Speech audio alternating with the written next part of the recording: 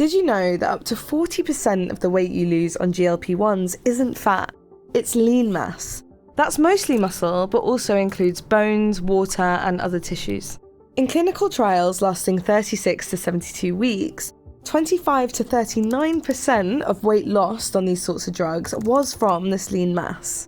And this isn't just a weight loss drug thing, by the way. Crash dieting, where you massively reduce your food intake, has long shown similar patterns. But here's the problem. We're so hyper-focused on losing weight, we're not asking, what are we losing?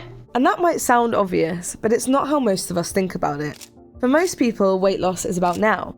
How we look, how we feel, the number on the scales, but not the possible consequences decades down the line. When you talk to patients in their 70s and 80s, they want to be functional and vibrant.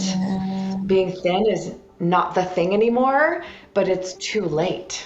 By the time we start to notice the consequences of losing muscle, it can be much harder to reverse. So what actually happens to your body when you rapidly lose weight like this? What happens when it comes back? And what impact can this have on our futures? I've lost 81 pounds on a GLP-1 medication, and here's something that I have not heard people talk about. I have lost my entire butt.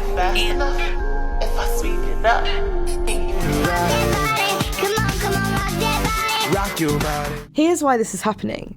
Your body needs energy to function, not just to move. That's to keep your organs running, repair cells, regulate blood sugar.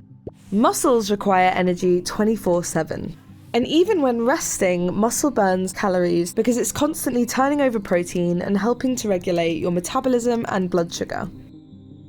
So when your body is in a large calorie deficit, whether that's from extreme restriction or appetite suppressing medication, it looks for ways to conserve energy. And it's not particularly selective about where that comes from.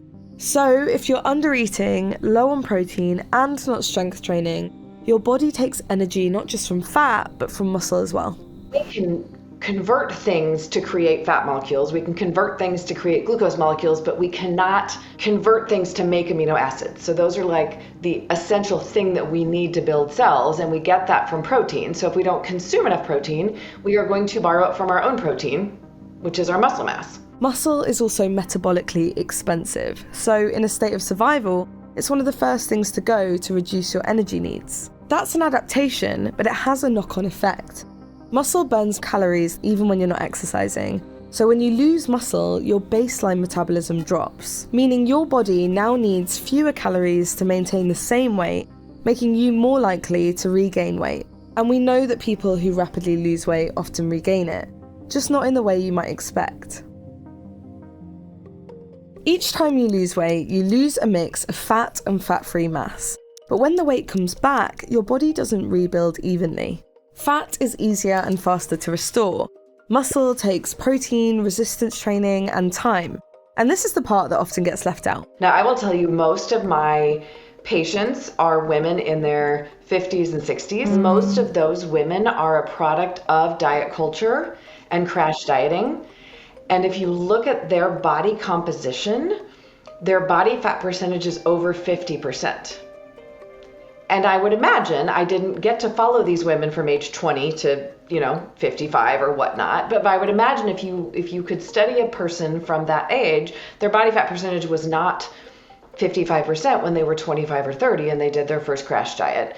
But it, then it crept itself up. Because these women will say, I fought the same 20 pounds my whole life, and it's this crash diet, lose, 5 pounds of lean mass and 5 pounds of body fat, and then come back, and you've regained the 10 pounds, but you didn't regain 5 pounds of lean mass. What Courtney's saying here is an area of debate, but studies do warn that years of yo-yo dieting can leave you at greater risk of sarcopenia, leaving you with too much fat and not enough muscle to support your body. So far, we've been talking about what happens during a single period of weight loss, but for most people it doesn't stop there. If we add yo-yo dieting to the mix, that's where the problem compounds. Over repeated cycles, that shifts your body composition towards less muscle, more fat, even if your body shape looks similar. And over time, that creates a vicious cycle. Your metabolism slows, weight loss gets harder, and regain becomes more likely. And as Courtney puts it, we're just succeeding at the wrong goal repeatedly. It's important to say here that, especially for people with obesity, Losing weight and losing fat can have major health benefits. It can improve blood sugar regulation, reduce your risk of heart attacks, and it can improve general physical function.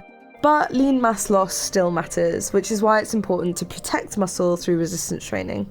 In clinical trials, participants who stopped using weight loss drugs regained about 2/3 of the weight they'd lost within a year. GLP-1 drugs can amplify that yo-yo pattern if you're not eating the right things and doing resistance training to protect the muscle. And this is often the case when they're used outside the medical environment, like when people are buying them directly from the internet. Because they're often used as a replacement for food and exercise changes, despite medical recommendations that they're used alongside a nutritious balanced diet and weights training. I made the number one mistake when starting a GLP-1, and I did not exercise at all. Never thought I would lose my butt. It is as flat as a pancake now. You might not notice this muscle loss now, but over time it adds up.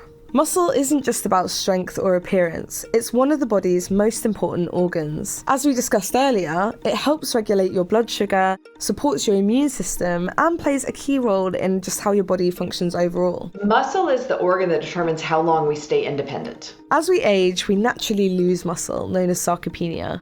But starting from a lower baseline means we get more frail sooner. And it's harder for women because of more sedentary lifestyles in recent generations and the loss of estrogen and progesterone during menopause. What happens with women around menopause when we lose our estrogen and progestogens really quickly is our muscle mass really declines then. And along with that, our bone health follows. Low muscle mass is linked to a higher risk of falls, slower recovery, and reduced independence. And it's also one of the strongest independent predictors of earlier death. The thing that I put on my flyers is we don't have to age like our mothers. This is not inevitable. It is the way our mothers and our grandmothers did it, but it's not the way women did it 200-300 years ago. They lived, very physical lives. That little old lady frailty that we see and we think is so normal, it doesn't happen beginning at 60. It happens beginning at 30 and 40 when we don't tell the body we need to keep the muscles, when we don't build adequate muscles to start with. And it's not just muscle. Rapid weight loss without the proper nutrition and exercise can also reduce your bone density, causing osteoporosis, which increases your risk of bone fracture and general frailty. When the body is challenged to use its muscles to muscle fatigue, the body goes, oh, we're going to need that. That is essential for survival. If we need to run away from the bear or the tiger, we need to have those muscles to do that again. So the body instinctively builds the muscle. So what builds muscle builds bone. It's the same signals. Weight loss can improve health. But if we're losing muscle along the way, this isn't just weight loss. It's a trade-off.